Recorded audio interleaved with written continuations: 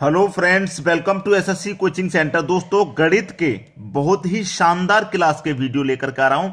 आपको ये प्रश्न बहुत मदद करने वाले हैं। पूरा वीडियो देखिएगा। यही वो प्रश्न है जो सीखना जरूरी है। ठीक है, तो चलिए स्टार्ट करते हैं। पहला प्रश्न है, 45 पुरुष या 60 लड़के एक कार्य को 20 दिनों में पूरा कर सकते हैं। 15 पुरुष तथा 20 लड़के उसी कार्य को पूरा करने में कितने दिन लेंगे? ये बहुत ही शानदार प्रश्न है। बहुत सारे बच्चे परेशान रहते हैं इन प्रश्नों को सीखने के लिए। तो आज आपका ये डाउट क्लियर हो जाएगा। ठीक है, खत्म। 45 पुरुष, 45 पुरुष का मतलब 45 मैन है। ठीक है। 60 लड़के, 60 लड़के का मतलब 60 बॉय हैं।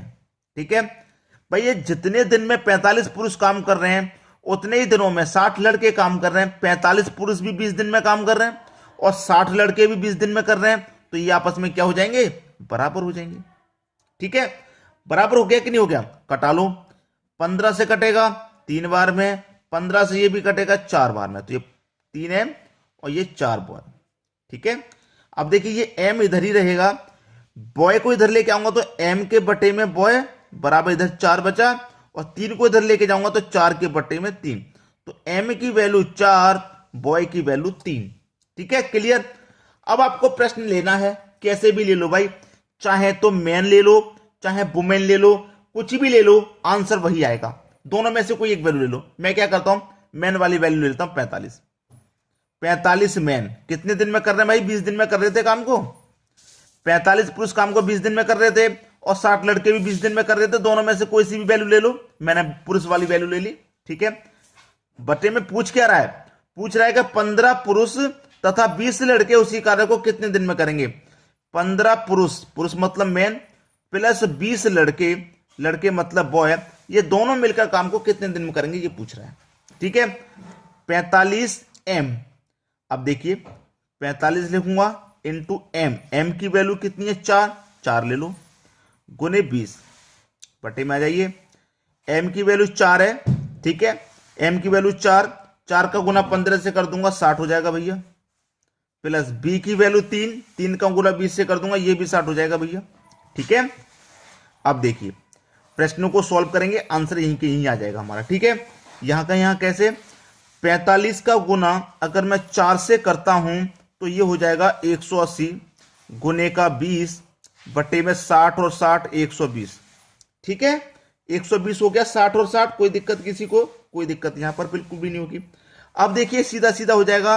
मैं 20 से कटा दूंगा 120 को तो 6 बार में, और 6 से कटा दूंगा 6 त्रिक का 18 और 1 0 30 बार में। तो आपका आंसर कितना आया? आपका आंसर आ गया 30 दिन। तो कितने दिन लेंगे भैया 15 पुरुष और 20 लड़के काम करने में? 30 दिन लेंगे। सी ऑप्शन हो जाएगा आपके प्रश्न का सही जवाब। आसानी से समझ में आया? कोई दिक्कत किसी को? बिल्कुल भी नहीं होगी। अब देखेंगे अगला प्रश्न। अगला प्रश्न है, 4 आदमी तथा 6 औरतें मिलकर किसी कार्य को 8 दिनों में पूरा कर सकते हैं भाई। 4 आदमी मतलब 4 मैन, प्लस 6 औरतें मतलब 6 वुमेन। ये मिलकर की बात की इसलिए मिलाया गया है, जोड़ा गया है। ये मिलकर के किसी काम को कितने दिन में कर रहे हैं भाई? 8 दिन में कर रहे हैं। 8 दिन में कर रहे हैं। ठीक है, फिर कह रहा है कि जबकि 3 आदमी और 7 औरतें मिलकर, 3 आदमी मतलब 3 मैन प्लस 7 औरत 7 वुमेन, ये भी मिलकर कर रहे हैं। तो मिला दिया गया है। मिलकर उसी काम को कितने दिन में कर रहे हैं भाई? 10 दिन में पूरा करते हैं। तो ये क्या हो गया? आपस में बराबर हो गया। ठीक है, ये पूछ लिया। अब देखिए आप यहां पर सीधा सीधा कटाएंगे। तो मैं यहां पर 2 से कटाऊंगा इसे 5 बार में, और 2 से कटाऊंगा 4 बार में। 4 चौके 16 एम, प्लस 4 छिंग 24 वुमेन, बराबर 5 त्रिक का 15 एम, 5 सत्ते 35 वुमेन। ठीक है, यहां तक बात क्लियर होगी। अब देखिए ये 15 मैन इधर लेके आऊंगा तो 16 एम में से घट जाएगा, 1 एम बचेगा, बराबर ये 24 को इधर ले जाऊंगा तो 35 में से घट जाएगा, तो 11 वुमेन बचेगा। तो इधर क्या है? मैन, वुमेन को इधर लेके आऊंगा, एम के बचे में वुमेन, बराबर इधर 11 बचेगा। 1 को इधर लेके जाऊंगा 11 के बटे में 1, तो एम की वैल्यू 11, वुमेन की वैल्यू 1। इतना क्लियर। अब आपसे पूछ क्या रहा है कि 20 औरतें मिलकर इस काम को कितने दिन में पूरा करेंगी। मैंने क्या बताया? दोनों में से कोई सी वैल्यू ले लो, चाहे ये वाली वैल्यू चाहे ये वाली वैल्यू, कोई सी ले लो, आंसर सेम आएगा। मैं इस वाली को ले लेता हूं, 3m प्लस 7 वुमेन इंटू का 10, ठीक है। अब पूछ क्या रहा है, 20 औरतें मिलकर इसे कितने दिन में पूरा करेंगी, तो 20 से डिवाइड कर दो भाई, ठीक है। अब देखिए m की वैल्यू कितनी है भाई, m की वैल्यू 11, तो 11 का गुना 3 से होगा तो 33 प्लस 7 वुमेन की वैल्यू 1 है, तो 7 का गुना 1 से करेंगे तो 7 ही रहेगा, ठीक है। बटे में कितना 20 और गुने कितना है 10, 10 से 20 कटेगा 10 बार, वो 10 से 20 कटेगा 2 बार में, 2 बार में कटेगा। 33 और 7 को जोड़ेंगे तो 40 और डिवाइड में कितना है 2 है, 2 से 40 को कटा देंगे, 20 आपका सही जवाब। डी ऑप्शन आपके प्रश्न का बिल्कुल सही जवाब हो जाएगा। उम्मीद करूंगा सभी को प्रश्न आसानी से समझ में आ गया। अब देखेंगे अगला प्रश्न। अगला प्रश्न है 1800 रुपए की राशि 10% वार्षिक दर से उधार दी जाती है, तो 2 वर्ष में चक्रवृद्धि ब्याज एवं साधारण ब्याज में क्या अंतर होगा। भैया 2 वर्ष का अंतर पूछ रहा है, चक्रवृद्धि ब्याज और साधारण ब्याज का बहुत बार मैंने कराया है। क्या फॉर्मूला रहता है, डिफरेंस बराबर पी आर का स्क्वायर बटे में 100 का स्क्वायर। 2 वर्ष का आपको अंतर निकालना है ना, आप आसानी से निकालेंगे क्या अंतर होगा, डिफरेंस निकालना है। प्रिंसिपल कितना है 1800 इंटू आर कितना है, आर मतलब रेट है आपका 10% का, तो आर की जगह 10 रखूंगा और 10 का स्क्वायर कर दूंगा तो सीधा सीधा 100 हो जाएगा। 100 का स्क्वायर कर दूंगा सीधा सीधा 10,000 हो जाएगा, ठीक है। तो 2 जीरो से तो ये वाले 2 जीरो कटा दो और 2 जीरो से ये वाले 2 जीरो कटा दो, डिफरेंस कितना है 18 का, ये आपका सही जवाब 18, मतलब बी ऑप्शन बिल्कुल सही हो गया। क्लियर है। अब देखते हैं अगला प्रश्न। अगला प्रश्न है, किसी धनराशि पर 8% की दर से 2 वर्ष का चक्रवृद्धि ब्याज एवं साधारण ब्याज का अंतर 320 रुपए हो, तो वह राशि क्या है। भैया 2 वर्ष का पूछ रहा है, अभी अभी मैंने आपको बताया क्या ट्रिक रहता है, डिफरेंस बराबर पी आर का स्क्वायर बटे में 100 का स्क्वायर, ठीक है। डिफरेंस आपको दे रखा है, अंतर दे रखा है 320 का, अंतर दे रखा है तो हमने लिख लिया। प्रिंसिपल क्या करना है, इसमें निकालना है, तो इसे ऐसे ही रहने दो। आर कितना, रेट कितना है आपका 8, तो 8 का स्क्वायर कर दो, 8 का स्क्वायर हो जाएगा 64 बटे में 100 का स्क्वायर मतलब 10,000, ठीक है। कोई दिक्कत किसी को, कोई दिक्कत यहां पर बिल्कुल भी नहीं होगी, ठीक है, कोई दिक्कत नहीं।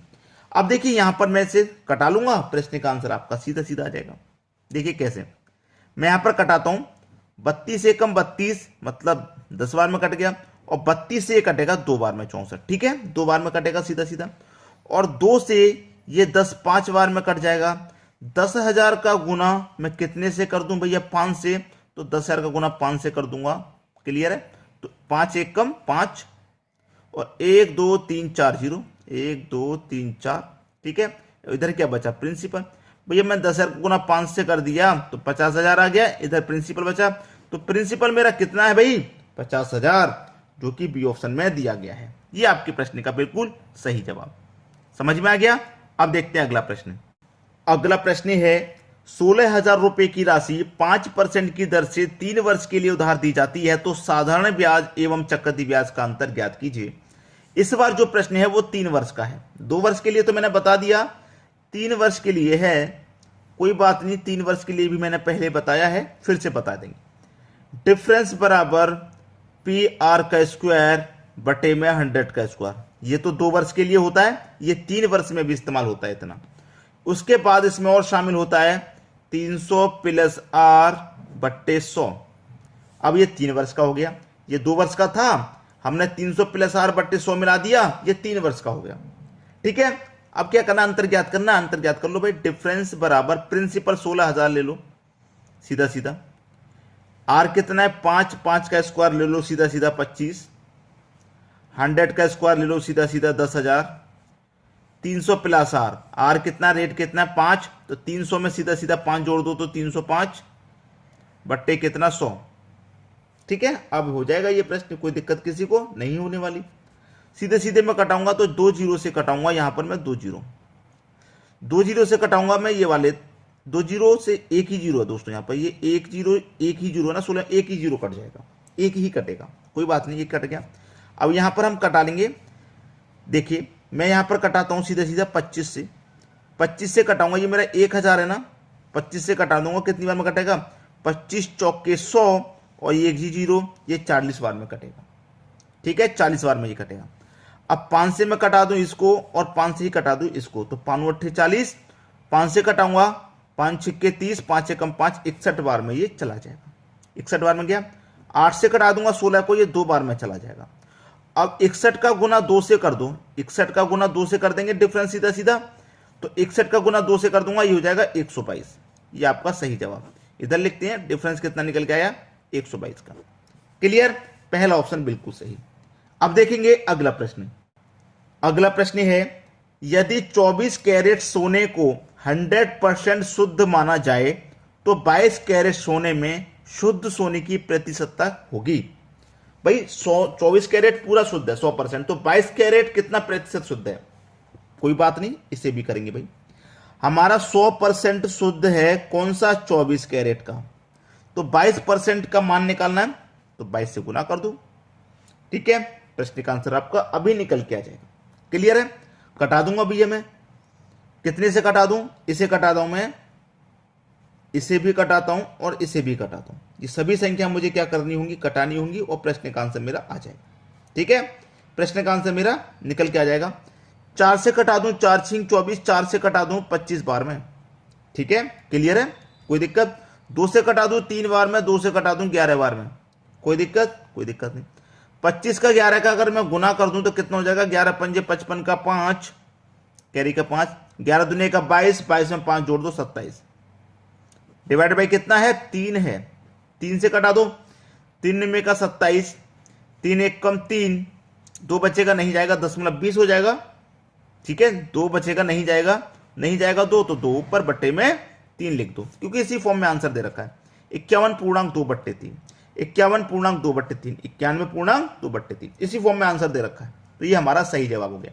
तो लाइक कमेंट और शेयर आपको अधिक से अधिक करना है। वीडियो आज आपका यहीं समाप्त होता है। प्रश्न कैसे लगे कमेंट बॉक्स में जरूर बताइएगा।